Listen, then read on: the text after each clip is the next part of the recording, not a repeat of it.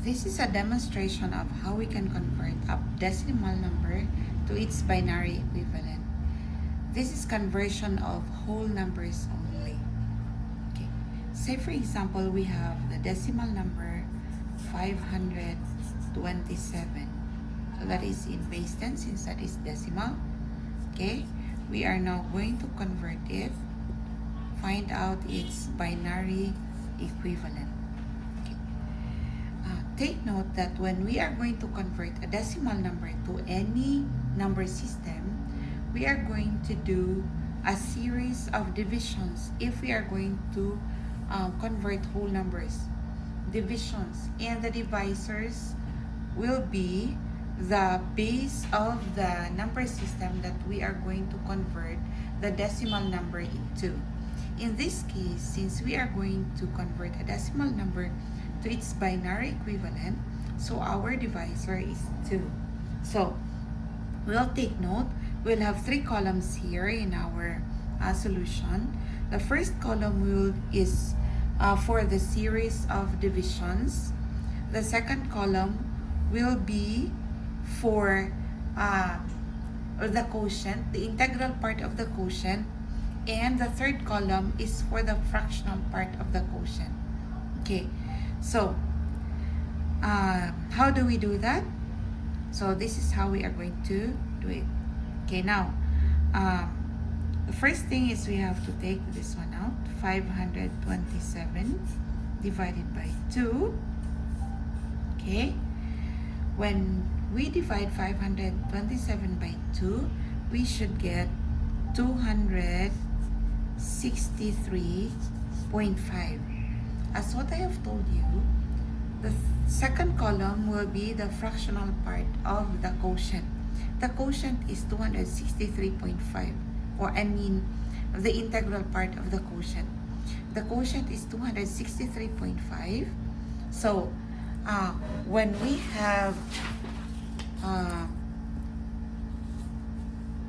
263.5, this is our integral part. This is our fractional part. So this one is our integral part, which we are going to take note in the second column. The third column is the fractional part. Our fractional part is 0.5. But one of the ways that we can derive or get the remainder is, we'll always remember that when we are going to divide an odd number by 2, we'll always get a remainder of 1. Okay, so 527 divided by 2 is 263.5. So the remainder there is 1 since that is an odd number. Now, since we are going to do a series of division here, but the question is, what will be the numbers that will be divided? Now, the numbers here that will be divided will be the integral part of the quotients. Okay, the first integral part of the quotient, first quotient for a first division. Okay, so that is 263. So that is 263 divided by 2. We should get 131.5. Okay, so 121.5. Since 263 is an odd number, we should get a 1 for our remainder. But there is another way, a second way of getting the remainder. That is, we are going to multiply 131 by 2. We should get 262. Then we will subtract 262 from 263. So therefore, we can get 1 as our remainder. Now let us continue. We will take this one out again. 131. And again, we are going to divide it by 2. 131 divided by 2 is 65.5. Okay, so 65.5 again, so that is 131 is an odd number, so we should get 1 as our remainder.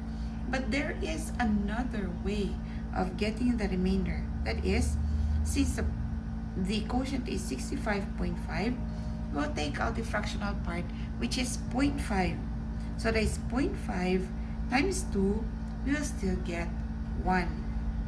Okay, so that is our remainder. So that is the third way to get the remainder. Now let's continue. So we will still do the series of divisions. Now we will get 65 again for our division here. 65 divided by 2, we will get 32.5. And so that is an odd number, so the remainder is 1.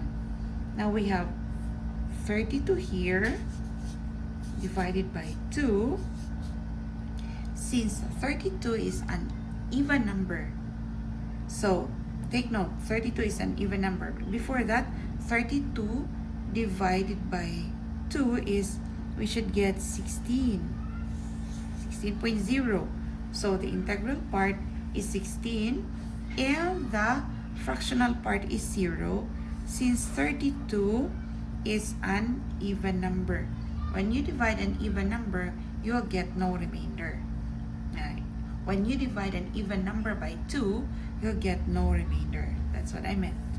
Okay, now let's continue. We have 16 divided by 2, we have 8. And the remainder is 0, since that is even. Now again, we have 8 divided by 2. We should get 4. The remainder is, I guess it now, that is 0. 4 divided by 2, that is 2. The remainder is, yes, that is 0. Now we have 2 divided by 2, we will get 1. The remainder is 0. Then 1 divided by 2, we will get 0.5. 0.5. So the integral part of the quotient is 0 from 0.5. We'll write it down here. And 0.5 times 2, that is 1. Or that is an even odd number divided by 2. The remainder is 1. Or else, of course, since our divisor is 2 and this is not an even number, so the remainder will always be 1. Now, since our integral part here is 0, when we divide 0 by 2, we will get 0. So we will stop already at this part. And from here, we can now extract the binary equivalent of the decimal number 527. Since we are converting whole numbers, when we are going to convert or extract the binary equivalent, we are going to read from bottom to top. Okay, for this third column, this is where we are going to extract our binary equivalent. But we are going to read from bottom to top. So these are the bits, the binary equivalent.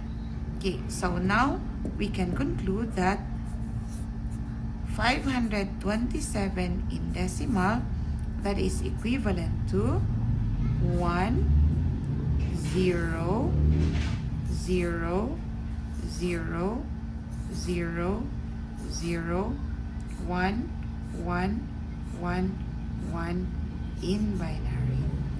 Now we have taken out or converted the decimal number 527 to its binary equivalent.